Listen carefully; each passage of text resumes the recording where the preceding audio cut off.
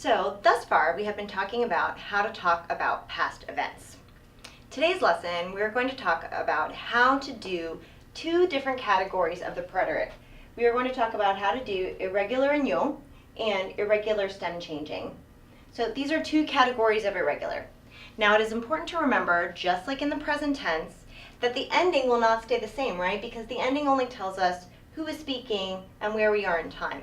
So when we say that we are irregular in yo or irregular stem changing, what we're saying is that as opposed to the regulars, we have to change the stem slightly in order to put the ending on, or before we can tack on that ending that puts it into the preterite tense.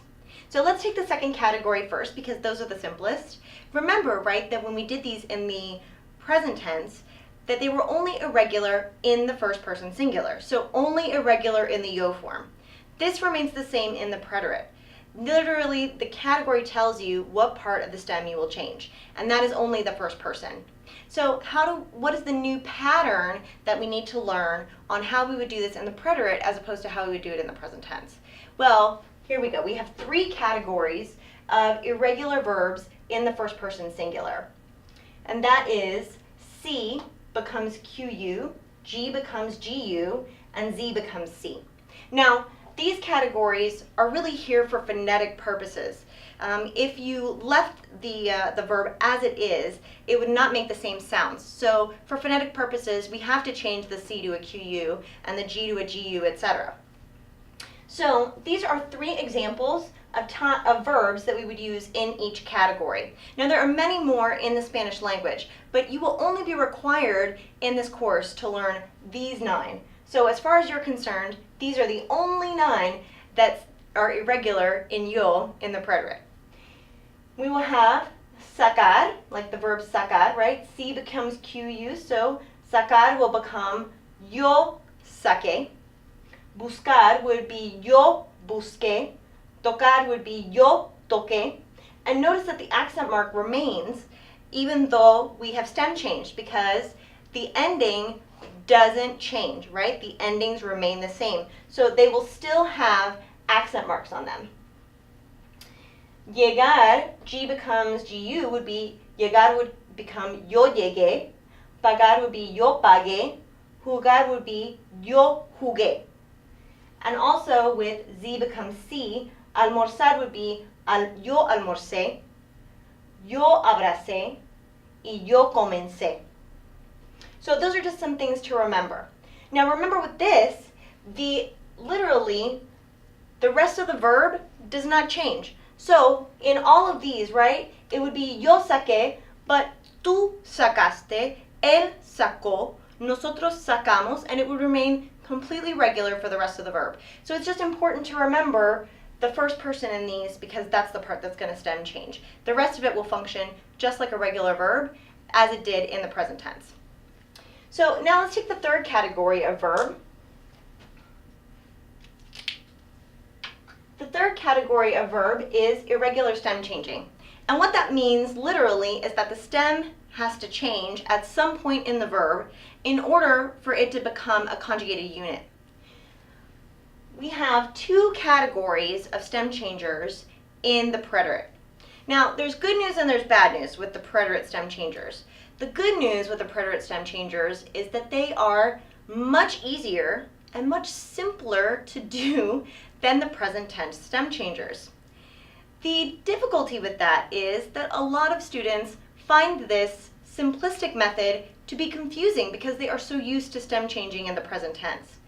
So the good news is that it's simpler. The bad news is that it stem changes completely differently than it does in the present tense. So you can't just reuse that pattern from the present tense and pop it into the preterite and have it be exactly the same. It's actually completely different because it's much simpler and it's much easier to do. And we have less categories and it just works in a much easier way. So the two categories that we have, keeping that in mind, are O becomes U and E becomes I. An important thing to note about preterite stem changers is that not all verbs that stem change in the present tense will stem change in the preterite. So you know that nifty little list of verbs that you learned on how to stem change in the present tense? That list is not necessarily the same for the preterite. So you just have to learn which verbs are going to stem change in the preterite as they are. Now, in your book, you can find this list of stem changing preterites on page 202. Let's continue to look at how we would do this stem changing in the preterite to talk about past events. We would only stem change in the third person. Remember how in the present tense we always stem changed inside the boot? Well, in the preterite, we will only stem change in the third person. Some people like to say we will only stem change in the loafer, right? So if the shoe analogy wants to make sense to you, or you want to use another shoe analogy, you can think, well, I'm only going to stem change inside this little loafer here. But really all we're doing is stem changing inside the third person. So it would be yo dormí, tú dormiste, but él durmió. Nosotros dormimos, vosotros dormisteis, ellos durmieron. So just like with the present tense, right? All we're doing when we say that we're stem changing is we are taking out that O and putting in a new vowel. In this case, because we are in the O becomes U category and we only stem change in the third person, only in the third person will we take out the O and pop in that U and then conjugate the verb like normal. Okay? Our second category is E becomes I. So we have an example here, preferir, right? It would be yo preferí, tú preferiste, él prefirió. Nosotros preferimos, vosotros preferisteis, ellos prefirieron. So remember, just like with the present, we are always going to use the syllable closest to the ending, which in this case with preferir is this E here.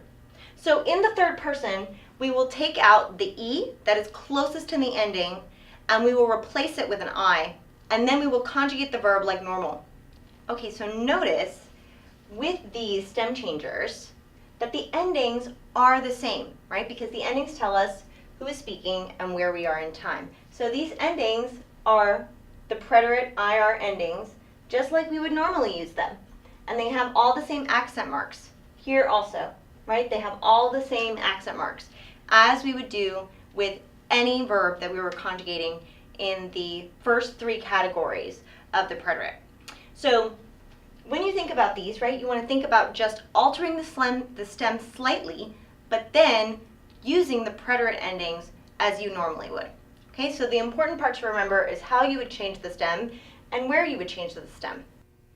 All right, now that we have learned how to use irregular yos and also stem changers in preterite, that is to talk about the past, what I would like for you to do is just practice a little bit. So on a 3x5 note card, on the first side, I would like you to write one irregular yo in the preterite, right? So for example here, I used sacar, but there are 6 or 7 that you could choose, right? Like jugar or buscar or some other form, right? There are 3 different forms of this, and you can find that in your book.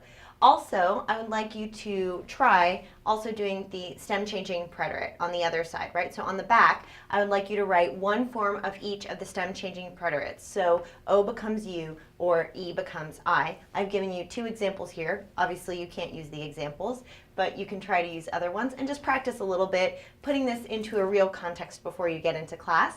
And as always, right, pop it on the corkboard and I will check it whenever I get a chance, and be prepared to share just in case I decide to call on you.